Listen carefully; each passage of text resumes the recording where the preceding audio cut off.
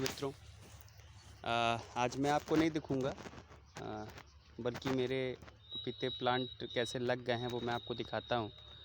Plant लग चुके हैं और कल रात में, देर रात में ये कंप्लीट हुए हैं।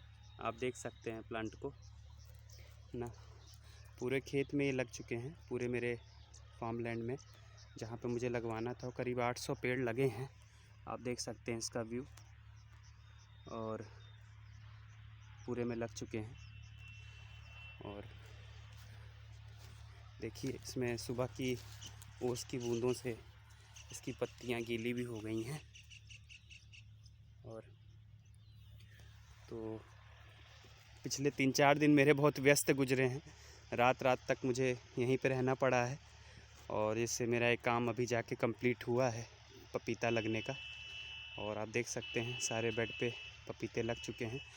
और जैसे मैंने आपसे बोला था कि प्लांट जो है वो, उसकी दूरी मैंने करीब यहाँ पर 6 फीट या कहीं कहीं 7 फीट भी रखी है।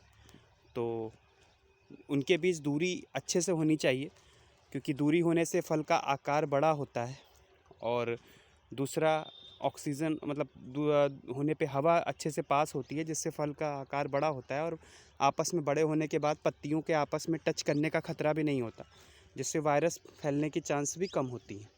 तो इसीलिए दूरी आप जितना मेंटेन कर सकें उतना आप मेंटेन करने की कोशिश करिए। मतलब 7 फीट पे भी लगा सकते हैं, 8 फीट पे भी लगा सकते हैं, और 9 तक भी जा सकते हैं।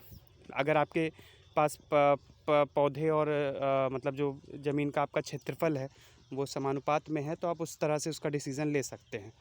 तो यहाँ पर जैसे मैंने आपसे बोला था कि लगाने के लिए मैंने क्या किया है बेसिकली, तो यहाँ पर पौधे रो से रो की दूरी जो है वो मैंने करीब 5 फीट रखी है। 5 फीट की दूरी रखी है हर रो से रो के बीच की। और पौधे से पौधे की दूरी जो है वो 6-7 फीट तक रखी है, तो जिनसे इसका जो आकार है वो सही रूप में आए और फल अच्छे से आए।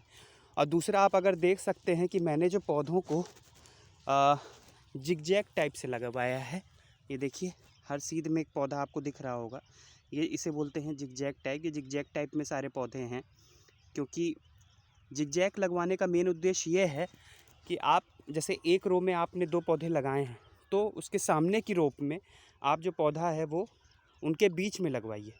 इससे क्या होता है कि जो, अब देखिए सूर्य भगवान भी प्रकट हो चुके हैं, तो सूर्य का जो प्रकाश है वो पूरे पेड़ पर समान रूप से पड़ता है, जिससे हर पौधे का विकास अच्छे से होता है। तो जिसे फोटोसिंथेसिस या प्रकाश संश्लेषण की क्रिया बोलते हैं, उसके माध्यम से पौधे को भोजन अच्छे से मिलता है। कि पौधे को बढ़ने के लिए मिट्टी और प्रकाश दोनों चीज़ चाहिए। तो मिट्टी की गुणवत्ता एक तो अच्छी होनी चाहिए, और दूसरा उसको धूप अच्छे से मिलनी चाहिए। तो अभी आप देख सकते हैं कि यहाँ पे जो मिट्टी है वो एकदम भुरभुरी हो चुकी है।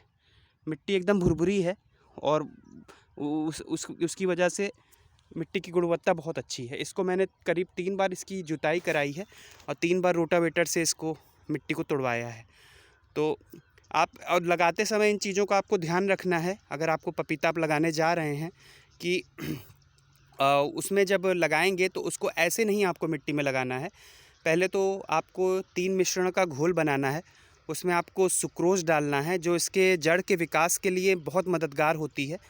और दूसरा, आपको 1000 पौधों पर करीब 100 ग्राम सुक्रोज, और डेंटसू आता है। डेंटसू जो होता है वो इंसेक्ट्स को मारने के लिए, मतलब कीड़ों को मारने के लिए यूज़ होता है।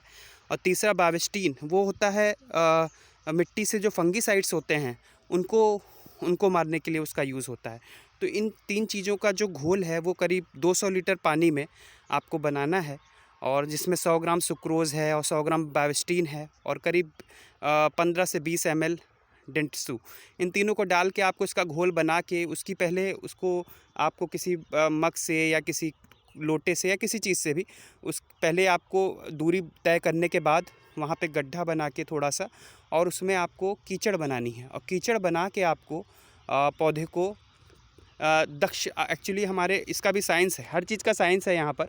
कि मतलब हमारे देश में जो सूर्य भगवान हैं वो दक्षिणायन चलते हैं। तो अगर पौधे का मुंह दक्षिण की दिशा में हो और वो 45 डिग्री के एंगल पर लगना चाहिए, तो उसका विकास अच्छा होता है, उसमें फल अच्छे से आते हैं। और 45 डिग्री के लगने का कारण ये है कि उसमें तना को जोर लगाना पड़ता है। तना नीचे से मोटा होता है और जब वो नीचे से मोटा होता है तो उसमें पौधे फलों की संख्या बड़ी आती है और नीचे से स्टार्ट करती है शुरू होना। तो इस तरह से आपको पौधे को प्लांटेशन के समय इन सब चीज़ों का ध्यान रखना है। बाकी मैं आपको अपने फार्म को दिखा ही रहा हूँ। आप देखिए इधर सारी बाउंड्री हो गई है, लगभग 5-5 राउंड तार बन चुके हैं और पिछले वीडियो में ये सब चीज़ें नहीं थी उपलब्ध। और अभी देखिए आप पूरे फार्म में मेरे ऐसे बन चुके हैं, पूरा तार लग चुके हैं। उधर कुछ कोहरा सा भी है अभी, तो अभी सुबह का 7:30 सवा 7 बज रहा है। तो आप देख सकते हैं पूरा चारों ओर तार बन चुके हैं। तो पूरी तरह से जानवरों से ये सुरक्षित हो चुका है। और अभी मैंने इसमें पपीते कल रात में करीब 7:30 बजे तक काम चला है यहाँ पर, और ये काम सारा कंप्लीट हो गया है पपीते के लगने का। मुझे काफ़ी चुनौतियों का भी सामना करना पड़ा इस दौरान। जैसे यहाँ पर ये रिमोट विलेज है तो यहाँ पर मशीनरी चीज़ नहीं उपलब्ध होती हैं, तो मुझे मैनुअली काफ़ी चीज़ों को करवाना पड़ा और उनको भी थोड़ा सा पुश करना पड़ा। तो इसमें मुझे कई चीज़ों का अनुभव मिला। आपकी चीज़ों को समझने की चीज़ों को समझने की रणनीति, लोगों को हैंडल करने की रणनीति और उनसे जल्दी से काम अपना कंप्लीट कराने की रणनीति, इन चीज़ों के बारे में भी सही से ज्ञान मिला। और आप लोग का उत्साहवर्धन रहेगा तो मुझे अच्छा रिज़ल्ट भी इसका मिलेगा। और इसमें अभी लहसुन लगना है। लहसुन अभी सोच रहा हूँ 8-10 दिन बाद पौधों के बीच में जो जगह है वहाँ पर लहसुन को दो रोज़ में लगवाया जा सकता है। तो लहसुन इन बीच में लगेंगी। और मेरा एक और प्लान हुआ कि जो इसके बीच में जगह है नाली की, यहाँ पर पौधे एक रो से 1-1 फुट छोड़ के 3 फीट पे करीब प्याज भी लगाया जा सकता है। तो मैं उस दिशा में सोच रहा हूँ ताकि एक खेत से हम 3 चीज़ों की खेती कर सकते हैं। प्याज जो है वो 2.5-3 महीने की फसल होती है, तो उसका बीज मैं ले आया हूँ अच्छी क्वालिटी का, और उससे बन के वो यहाँ पे 1 महीने बाद प्रत्यारोपित हो सकती है। बाकी लहसुन तो 8-10 दिन बाद मैं सोच रहा हूँ इस पे लगवाया जाए बेड पर। तो इस तरह से मित्रों मैंने अभी तक ये सब चीज़ें कर ली हैं, और आपका उत्साहवर्धन, आपका मार्गदर्शन और आपके लाइक्स, कमेंट्स और शेयरिंग मुझे और उत्साह देते रहेंगे और आगे बढ़ने की प्रेरणा भी देते रहेंगे इस कार्य में। अब किसी तरह का सुझाव हो, कुछ हो, आप कमेंट में लिख सकते हैं, मुझसे शेयर कर सकते हैं। धन्यवाद।